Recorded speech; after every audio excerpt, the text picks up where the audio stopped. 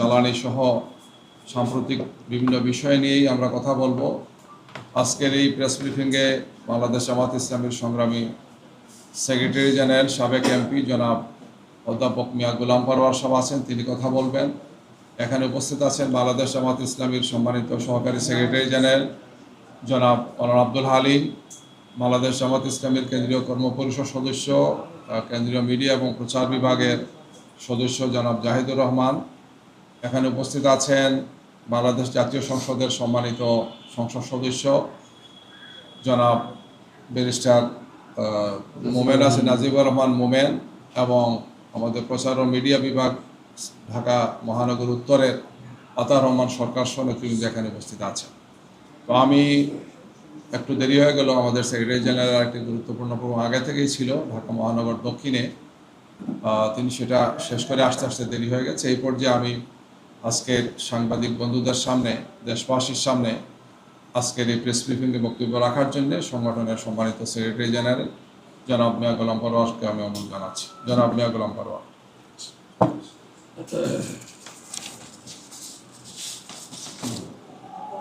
আসসালামু আলাইকুম ওয়া রাহমাতুল্লাহি ওয়া বারাকাতুহু।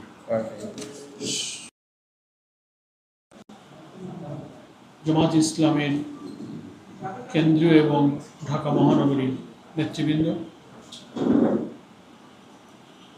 সাংবাদিক বন্ধুগণ এবং প্রিয় দেশবাসী ভাই ও বোনেরা, আমরা ত্রয়োদশ জাতীয় সংসদ নির্বাচনের পর যারা ক্ষমতায় অধিষ্ঠিত হলেন, জুলাই অভ্যুত্থানের বেনিফিশিয়ারি যারা এখন রাষ্ট্রীয়ভাবে সকল সুযোগ সুবিধা ক্ষমতা সব প্রিভিলেজ যাদের হাতে, আশা করেছিলাম কোটি কোটি মানুষের এই রক্তঝরা গণ অভ্যুত্থান, জুলাই অভ্যুত্থান, ছাত্র অভ্যুত্থান, আমরা বিপ্লব যাই বলি, তার দ্বিতীয় বার্ষিকী আমরা এখন পালন করছি। নতুন সরকারের 5 মাস অতিবাহিত হলেও চারিদিক থেকে এখন মানুষের ক্ষোভ, বঞ্চনা, জনদুর্ভোগ এত পরিমাণ বৃদ্ধি পেয়েছে যে এখন আপনারা হয়তো যারা গণমাধ্যম কর্মী, মিডিয়াতে আপনারা নজর রাখছেন, সরকারের উপদেষ্টা, মন্ত্রী, এমপিরা যারা যেখানে এই জুলাই অভ্যুত্থান উপলক্ষে যারা জুলাই সমাবেশ, শহীদ বা জুলাই যোদ্ধাদের প্রোগ্রামগুলোতে যাচ্ছেন, ম্যাক্সিমাম জায়গাতে অন্তত সোশ্যাল মিডিয়াতে যা দেখা যাচ্ছে, তারা কিন্তু প্রশ্নের মুখে পড়ছেন, ক্ষোভ প্রকাশ করছেন, ভুয়া ভুয়া শব্দ উচ্চারণ করছেন, জবাব চাচ্ছেন জুলাই সনদ কেন বাস্তবায়ন হচ্ছে না। আজকে জনদুর্ভোগের লুটপাট, চাঁদাবাজি, রাহাজানি, খুন, অনৈতিকতা, অসামাজিকতা, মাদক, দলীয়করণ এবং ক্ষমতাসীন দলের প্রতিটি স্তরে স্তরে নতুন করে আবার সেই আগের ফ্যাসিবাদী যুগের মতো দুর্নীতি, দলীয়করণের একটা সিন্ডিকেট যেন চেপে বসেছে জাতির ঘাড়ে। তো সবগুলো বলতে গেলে অনেক সময় লাগে, আলাদা সাংবাদিক সমালোচনা। আজকে আমরা একেবারে জনজীবনের সবচেয়ে বড় সংকট এবং দুর্ভোগ, নগর জীবন দুঃসহ হয়ে উঠেছে, সেটা হচ্ছে গ্যাসের সংকট, দ্রব্যমূল্য বৃদ্ধি, বিদ্যুতের সীমাহীন লোডশেডিং যে জনদুর্ভোগ সৃষ্টি করেছে। আমরা জনগণের জনবান্ধব জনদুর্ভোগ নিয়ে কথা বলা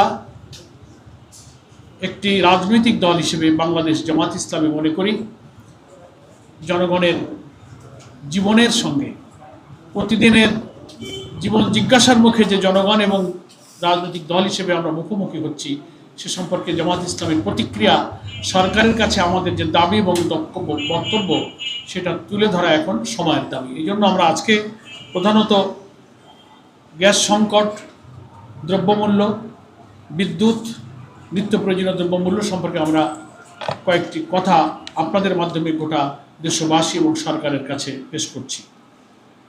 পয়লা কথা হলো যে বর্তমানে গ্যাস সংকটটা কিন্তু খুব ভয়াবহ অবস্থার মুখোমুখি হয়েছে। দেশে দৈনিক প্রায় 380 কোটি ঘনফুট গ্যাসের চাহিদার বিপরীতে এখন সরবরাহ হচ্ছে 215 কোটি ঘনফুটেরও কম। ফলে প্রতিদিন 165 কোটি ঘনফুট গ্যাসের ঘাটতি এখন তৈরি হয়েছে। আপনারা চিন্তা করেন, এমনিতেই চাহিদা হচ্ছিল না, তারপরে 165 কোটি ঘনফুট যদি শর্ট থাকে, মা বোনেরা চুলা জ্বালাতে পারছেন না। সেদিন দেখলাম রাজপথের নারীরা হাড়ি কড়াই আর খুন্তি নিয়ে মিছিল করেছে। সরকারের 5 মাসে এই অবস্থা। ইংরেজিতে একটা কথা আছে না, মর্নিং শোজ দ্য ডে। দিন কেমন যাবে তা সকালেই বোঝা যায়। লুটপাটে ওনারা ব্যস্ত। সেজন্য আমি বলতে চাই, মহেশখালীর যে এলএনজি টার্মিনাল যান্ত্রিক ত্রুটি দেখা দিয়েছে, তারপরে আমদানিকৃত গ্যাসের উল্লেখযোগ্য সরবরাহ কমেছে এবং আমদানিকৃত গ্যাসের উপর নির্ভরশীলতার কারণে আমাদের গ্যাসের মূল্য বাড়ছে, যা আছে তা সরবরাহ কমছে। গ্যাস ক্ষেত্রগুলো যেমন তিতাস, বিবিয়ানা, হবিগঞ্জ, রশিদপুর সহ বিভিন্ন জায়গায় উৎপাদন কমে যাচ্ছে। নতুন তেল গ্যাস ক্ষেত্রে অনুসন্ধান উৎপাদনের কোনো পরিকল্পনা এই সরকারের আমরা দেখতে পাচ্ছি না। এলএনজির আমদানির উপর অতিরিক্ত একটা নির্ভরতা।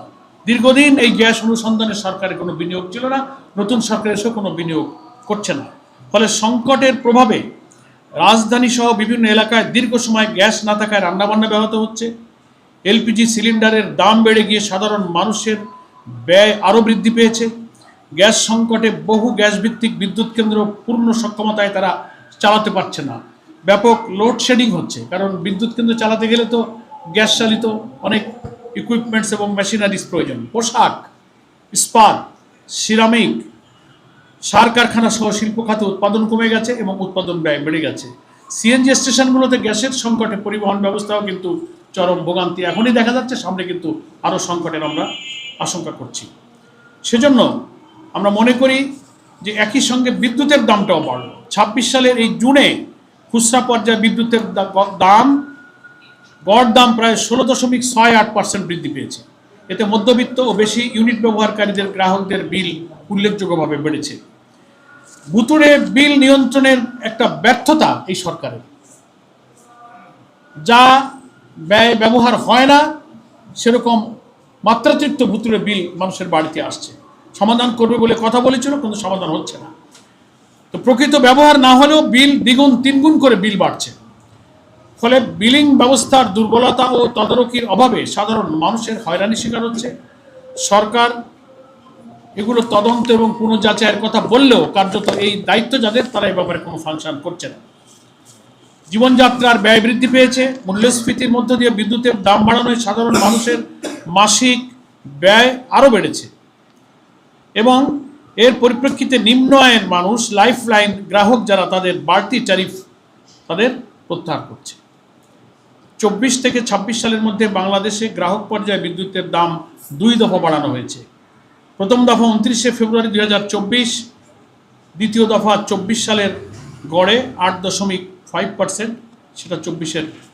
এই জন্য এই যে 2 দফা বিদ্যুতের দাম, ইউনিট ভিত্তিক দাম, এসব কারণে গ্রাহকদের, ব্যবহারকারীদের দারুণ রকম দুর্ভোগের মুখোমুখি হতে হচ্ছে। নিত্য প্রয়োজনীয় বাজারের মূল্য, দ্রব্যমূল্য কিন্তু দারুণভাবে বাড়ছে। কাঁচামরিচের গল্প আরম্ভ হয়েছে এখন। 400 টাকা না কত হয়েছে মনে হয় কেজি? হ্যাঁ, 400 টাকা। বেগুনের দাম, মোটা চালের দাম বেড়েছে 58 টাকা, মিনিকেট 80 টাকা, মসুরির ডাল 130, খোলা বাজারের চিনি 130, রসুনের দাম 230 থেকে 280-তে চলে গেছে। আলুর দামও বেড়েছে 75-80। ফলে পেঁয়াজের দাম, এগুলো আপনাদের মাধ্যমে আমরা সরকারের কাছে বলবো যে সরকার এখন সংবিধান নিয়ে ব্যস্ত। 11 দল, জামাত ইসলামী, জনগণ যারা রক্তাক্ত জুলাই সনদের ভিত্তিতে গণভোটের রায় কার্যকর করে জনগণকে একটি বৈষম্যহীন মানবিক রাষ্ট্রের যে প্রতিজ্ঞা, সেটা বাস্তবায়নে যে জনগণ ব্যস্ত, যে দাবি, তাদেরকে রুখে দেওয়ার জন্য সংবিধানের ভুল ব্যাখ্যা দিয়ে মন্ত্রী, মিনিস্টার এবং সরকারের, কখনো কখনো প্রধানমন্ত্রী এখন এই সমস্ত সংবিধান আর জুলাই সনদ নিয়ে বিভ্রান্তিকর কাজে ওনারা ব্যস্ত, পরিকল্পনায় ব্যস্ত, বিরোধী দলকে দমন করার জন্য নতুন নতুন ন্যারেটিভ তৈরি করায় ব্যস্ত। কিন্তু দ্রব্যমূল্য, গ্যাস, বিদ্যুৎ, এটা এখন ওনাদের মাথায় হেডেক নাই। খুব বাড়ছে। টকশোর দিকে তাকালে যারা একটু সিভিল সোসাইটির নিরপেক্ষ বিবেকবান, যারা টকশোতে যান, তারা কথাগুলো যা বলেন সেদিকেও আপনারা নজর রাখছেন। আর দলদাস দলবাজ সরকারের চাটুকারি করে টকশোতে যত বিরোধী দলকে আর জামাত ইসলামকে গালি দেওয়া যাবে তত প্রমোশন। এই মার্কা টকশোজীবী নেতাদের প্রমোশন হইতেছে। এখন সরকারের নজর সেই দিকে, জনদুর্ভোগের দিকে কোনো নজর নেই। এই জন্য গ্যাসের এই তীব্র সংকটের কারণে ব্যবসা বাণিজ্য শিল্প প্রতিষ্ঠান বন্ধ হওয়ার পথে। আমরা আজকে জামাত ইসলামের পক্ষ থেকে সরকারের কাছে জরুরি ভিত্তিতে পদক্ষেপ নিয়ে এই গ্যাস সংকট দূর করার জন্য, আমাদের গ্যাসের সংকট যেসব কারণে হলো, মহেশখালীর এলএনজি টার্মিনাল যেখান থেকে আমদানিকৃত গ্যাস সরবরাহ করা হয় সেখানকার যান্ত্রিক ত্রুটিটা খুব দ্রুত দূর করতে হবে, তা না হলে এটা হবে না। এবং যে সমস্ত গ্যাস ক্ষেত্র তিতাস, বিবিয়ানা, হবিগঞ্জ, রশিদপুর সহ প্রধান গ্যাস ক্ষেত্রের উৎপাদন বাড়াতে হবে, এখানে বিনিয়োগ প্রয়োজন। এই জন্য বিদ্যুৎ মানে কি বলে সরবরাহটা নিরবিচ্ছিন্ন করতে হবে। সরকারের এই সব ব্যাপারে যারা এক্সপার্ট আছেন দেশের মধ্যে, বিশেষজ্ঞ আছেন বিদ্যুৎ গ্যাস এসব ব্যাপারে, এক্সপার্টকে কাজে লাগাতে হবে। সরকার এখন দলীয় পদ পদবি একটু হোল্ড করলেই তার যোগ্যতা আছে আর কি নেই তাকে একটা বড় বড় জায়গায় বসায় দিচ্ছে। তাদের জনজীবনের প্রয়োজনীয় ক্ষেত্রে যে দক্ষ অভিজ্ঞ যোগ্য বিশেষজ্ঞ লোক প্রয়োজন, ওটা দরকার নাই। ছাত্র দলের নেতা ছিল, দিয়ে দাও অমুক জায়গার ডেপুটি ডাইরেক্টর। বিএনপির অমুক কমিটির নেতা ছিল, দিয়ে দাও অমুক জায়গার সচিব। তো এরা তো বিএনপির পারপাস সার্ভ করবে, জনগণের পারপাস এরা সার্ভ করবে না। জনগণের গ্যাসের সংকট, বিদ্যুৎ আর দ্রব্যমূল্য এদের চিন্তা হবে না। এই জন্য আমি মনে করি এই দলীয়করণের সর্বনাশা পথে হেঁটে আবার ফ্যাসিবাদের সেই পথ যেন বর্তমান সরকার না ধরে, সেখান থেকে ফিরে এসে জনগণের দুঃখ কষ্টের দিকে নজর দেন। জনজীবনের দুর্বিষহ হয়ে ওঠা এই গ্যাস সংকটকে আপনারা নিরসন করুন। বিদ্যুতের মূল্য কমাবার, বিদ্যুতের উৎপাদন বাড়াবার, গ্যাসের আমদানি নির্ভর গ্যাসের উপরে নির্ভর না করে গ্যাস উত্তোলন এবং গ্যাস ফিল্ডগুলোতে আপনারা বিনিয়োগ করুন। লুটপাট দুর্নীতি কমিয়ে এক্ষেত্রে আপনারা অর্থ বিনিয়োগ করুন। এটা আমাদের সরকারের প্রতি আবেদন, জনগণের প্রতি আমাদের আবেদন যে জনদুর্ভোগের ব্যাপারে আপনারা সোচ্চার থাকুন। বাংলাদেশ জামাত ইসলামের সম্মানিত আমির ডক্টর শফিকুর রহমান পার্লামেন্টে এবং বাইরে বিদ্যুৎ সংকট নিয়ে, গ্যাস সংকট নিয়ে, জ্বালানি সংকট নিয়ে সবসময় পার্লামেন্টে তিনি সোচ্চার এবং তিনি বলেছেন সকল ভালো কাজে আমরা সরকারকে সাহায্য করব, কিন্তু জনস্বার্থ বিরোধী অন্যায় কাজে আমরা সরকার বিরোধিতা করব। ফলে একটি দায়িত্বশীল বিরোধী দলের ভূমিকায় জামাত ইসলামী পার্লামেন্টে ভূমিকা পালন করছে। আপনারা এই জনদুর্ভোগ যারা দূর করতে পারে না, এত রক্তাক্ত অভ্যুত্থানের পর দিয়ে যারা বৈষম্যহীন রাষ্ট্র, মানবিক রাষ্ট্র বিনির্মাণের পথ ছেড়ে ক্ষমতা দখল, দলীয়করণ, দুর্নীতির পথে হাঁটে, এদেরকে না বলতে হবে। এবং যারা আমাদের জুলাই সনদ গণভোটের ম্যান্ডেটকে অস্বীকার করে, গণরায়কে অস্বীকার করে, গণভোটের রায় মানার প্রশ্নে কোনো নিরপেক্ষতা নেই। দেশকে, জুলাইকে যারা অন করবেন তাদেরকে গণভোটের হাকে মানতে হবে, আর যারা মানবেন না, ছলচাতুরি করবেন, তারা বোঝা যায় যে জুলাই অভ্যুত্থানকে তারা ভুলে গেছেন। আবু সাইদ মুগ্ধের রক্ত, আনাস, জাবের ইব্রাহিম, শিশু, মৃত লাশ পুড়িয়ে শেষ করা, পুলিশের এপিসি কার থেকে আসাবুল ইয়ামনকে ছুঁড়ে ফেলার হৃদয় বিদারক দৃশ্যই জুলাই অভ্যুত্থানের দ্বিতীয় বার্ষিকীতে সোশ্যাল মিডিয়ায় ভাসছে, যেগুলো দেখলে আমরা শিহরিত হই, অশ্রুসিক্ত হই। এই দৃশ্য সব ভুলে গিয়েছে। তারা মনে করছে আমরা মন্ত্রী, মিনিস্টার, এমপি হয়ে গেছি। ইট, ড্রিঙ্ক অ্যান্ড বি মেরি, খাও দাও ফুর্তি করো। জনগণ খেলো না, জনগণের চুলা জ্বললো না, জনগণ লোডশেডিংয়ে অতিষ্ঠ গরমে হয়ে তারা শেষ হয়ে যাক। That is not our look out. হ্যাঁ, রান্না করার কোনো ব্যবস্থা নাই। তো ওনারা তো স্পেশাল অ্যারেঞ্জমেন্ট করেন, জনগণের তো কোনো স্পেশাল অ্যারেঞ্জমেন্ট নাই, না খেয়ে থাকতে হবে। সেই জন্য আমরা আপনাদেরকে ধন্যবাদ জানাই, আপনারা অনেকক্ষণ ধরে অপেক্ষা করেছেন। আমরা আপনাদের সহযোগিতার জন্য আন্তরিকভাবে কৃতজ্ঞতা জানাই। আশা করি আপনারা বাংলাদেশের জনগণের কল্যাণে বছরে বছরে, যুগে যুগে যে অসাধারণ ভূমিকা জনগণের সাথে রেখেছেন, দুর্ভোগ দূর করার জন্য রাজনৈতিক দল হিসেবে গণমাধ্যমকে, গণতন্ত্র এবং জনগণের মধ্যে একটা সেতুবন্ধন আমরা মনে করি। আশা করি আপনারা আমাদের সাথে থাকবেন, আমরাও আপনাদের সাথে থাকব এবং এই গ্যাস সংকট, বিদ্যুৎ সংকট, দ্রব্যমূল্যের এই তিনটা গুরুত্বপূর্ণ সংকটকে আপনারা আপনাদের মিডিয়ার মাধ্যমে, লেখনির মাধ্যমে জাতির সামনে তুলে ধরুন। আমাদের পরামর্শগুলো সরকারের নজরে আনবেন। জনগণ আমাদের সাথে থাকুন, আপনাদের সাথে আমরা থাকবো। সকলকে ধন্যবাদ। আসসালামু আলাইকুম রহমতুল্লাহি ওয়া বারাকাতুহু। জি,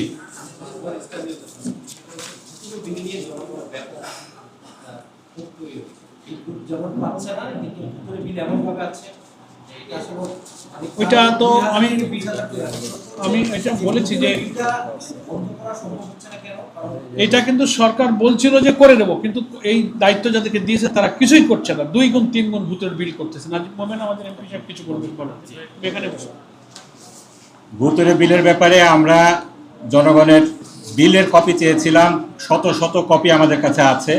সেখানে আমরা দেখছি যে কয়েকটা বিষয় আমরা ইতিমধ্যে লক্ষ্য করেছি, আরও আমরা দেখব।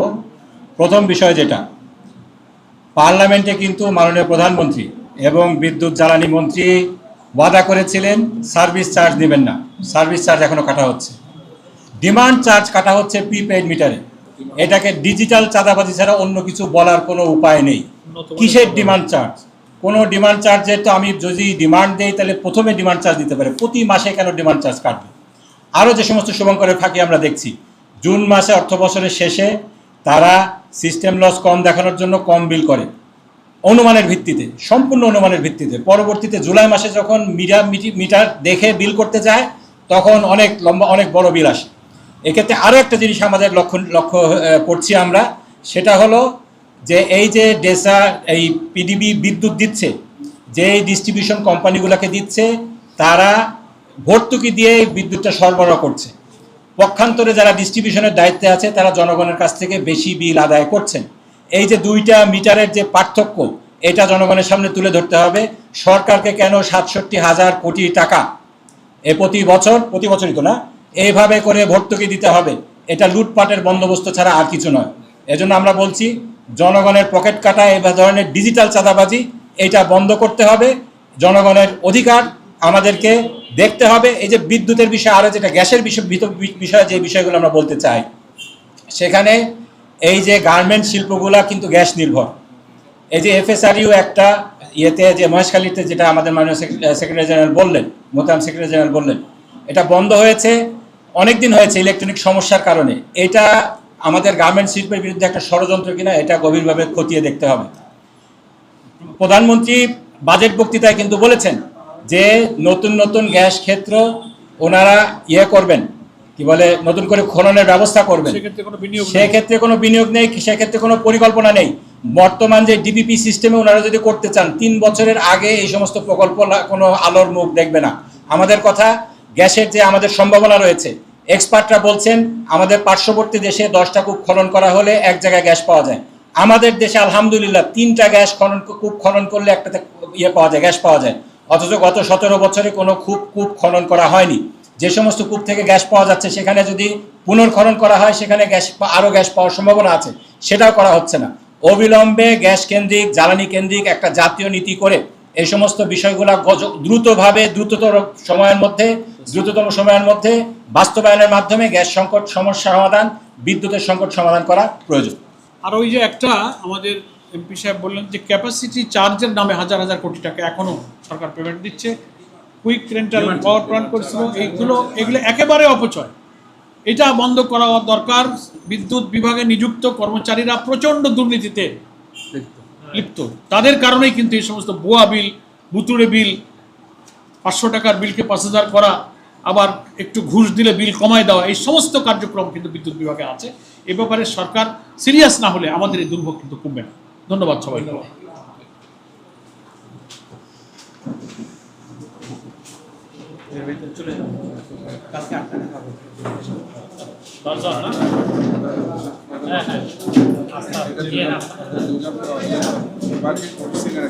হ্যাঁ